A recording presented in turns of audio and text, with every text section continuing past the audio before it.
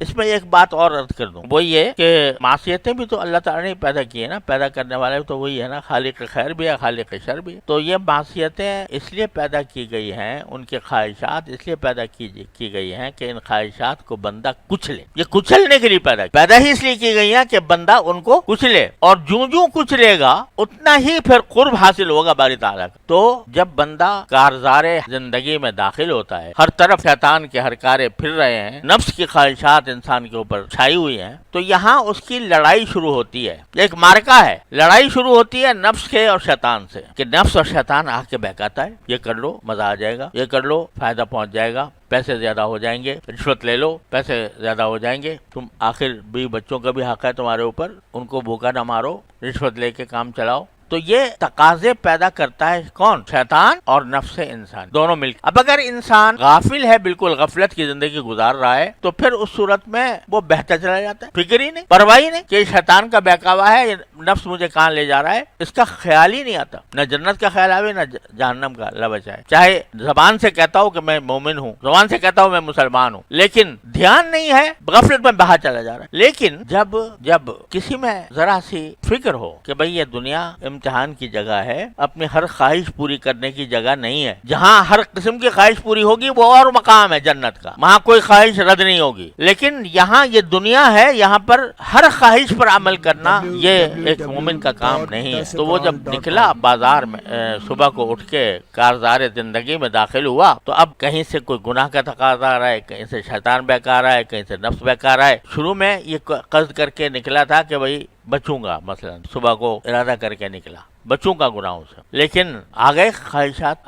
آگئے تقاضے گناہ، تو اس وقت میں لڑائی شروع ہوئی، مارکا پہ شروع ہو گئی، اور لڑائی کا نتیجہ یہ ہوتا ہے شروع میں کہ کبھی ہم نے شیطان کو، نفس کو ڈھا دیا، کبھی نفس نے ہمیں ڈھا دیا۔ جب آدمی مشق کے لیے چلتا ہے، اگر کوئی آدمی فرض کرو لڑائی کی مشق کر رہا ہے، اسلحہ چلانے کی مشق کر رہا ہے، تو کبھی نشانہ سیدھا لگ جائے گا، کبھی ٹیڑھا ہو جائے گا۔ کشتی کی مشق ہو رہی ہے، تو جس سے مشق کر رہے ہیں کبھی وہ ڈھا دے گا، کبھی تم ڈھا دو گے۔ اسی طرح جب نفس اور شیطان کی لڑائی شروع ہوتی ہے معرکہ حیات میں، تو شروع میں بعض اوقات یوں محسوس ہوتا ہے کہ مجھے کچھ بھی فائدہ نہیں ہوا، اس واسطے کہ میں فلاں جگہ پھسل گیا، میں فلاں جگہ پھسل گیا، لیکن اس سے مایوس نہ ہونا چاہیے، اس سے مایوس نہ ہونا چاہیے، بلکہ کیا ہوگا کہ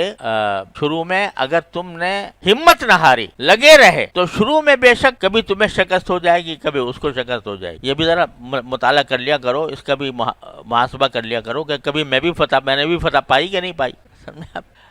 یا وہی غالب رہا ہمیشہ۔ اس کا مراقبہ کر کے بھی دیکھو کہ میں نے بھی فتح پائی کبھی کہ نہیں پائی۔ اگر بالکل نہیں پائی فتح اور اسی کا وار چلتا رہا، تو اس کے معنی یہ کہ تم نے کوشش کر کے قدم نہیں بڑھایا، قدم بڑھایا ہی نہیں۔ اگر قدم بڑھاتے تو چلو ایک مرتبہ تم نے فتح پا، تم نے اس کو ڈھا دیا، 2 مرتبہ اس نے ڈھا دیا، لیکن پھر تیسری مرتبہ تم ڈھاؤ گے، پھر ایک مرتبہ وہ ڈھا رہا ہے، ایک مرتبہ تم ڈھا رہے ہو، 2 مرتبہ وہ ڈھا رہا ہے، آگے جا کے ترتیب بدل جائے گی انشاءاللہ کہ 2 مرتبہ تم ڈھاؤ گے اور 1 مرتبہ وہ ڈھائے گا، اور یہاں تک کہ ایک وقت ایسا آ جائے گا کہ بس تم ڈھاؤ گے انشاءاللہ۔ لہذا بیچ میں جو یہ زمانہ آ رہا ہے نا لڑائی کی مشق کا، اس سے مایوس نہ ہونا، اس سے مایوس ہونے کے بجائے اس کو عزم کو تازہ کرو کہ ٹھیک ہے بھئی آج ڈھا دیا اسے مجھے، لیکن 2 مرتبہ میں بھی تو ڈھا چکا ہوں، اور یا اللہ جس طرح آپ نے مجھے وہاں فتح عطا فرمائی، مجھے آئندہ بھی فتح عطا فرما دے۔ تو اس طرح کیا ہوگا کہ انشاءاللہ رفتہ کر کے آدمی انشاءاللہ محفوظ ہو جائے گا، اللہ تعالیٰ کی طرف سے محفوظ ہو جائے گا۔ والذین جاہدوا فینا لنہدینہم، اسی کا نام ہے جہاد نفس، کہ یہ جہاد ہے جو ہمارے راستے میں یہ جہاد کرتا ہے، نفس کے ساتھ جہاد کرتا ہے۔ جہاد کی کیا معنی؟ جہاد میں کیا ہوتا ہے؟ کبھی تم نے مار دیا، کبھی اس نے مار دیا۔ یہ جہاد جب کرو گے،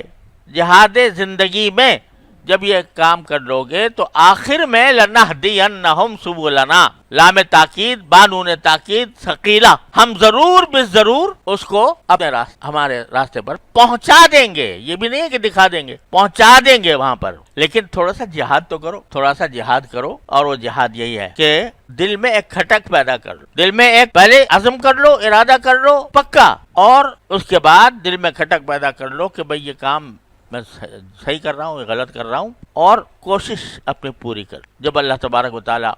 پھر شروع میں توفیق دیں گے گناہ سے بچنے کی، تو پھر اس میں مزید انشاءاللہ قوت پیدا ہوگی۔ یہ اللہ تعالیٰ کی سنت ہے کہ جب بندہ کوئی نیک کام کرنے جاتا ہے کر لیتا ہے اپنے اوپر زبردستی کر کے تو اس کے نتیجے میں اللہ تبارک و تعالیٰ کی طرف سے یہ مدد ہوتی ہے کہ چونکہ اس نے اپنے نفس پر زبردستی کر کے اپنے نفس سے لڑائی کر کے ایک کام کیا تو اللہ تعالیٰ اس کی برکت سے دوسرے نئے کام کی توفیق دیتے ہیں۔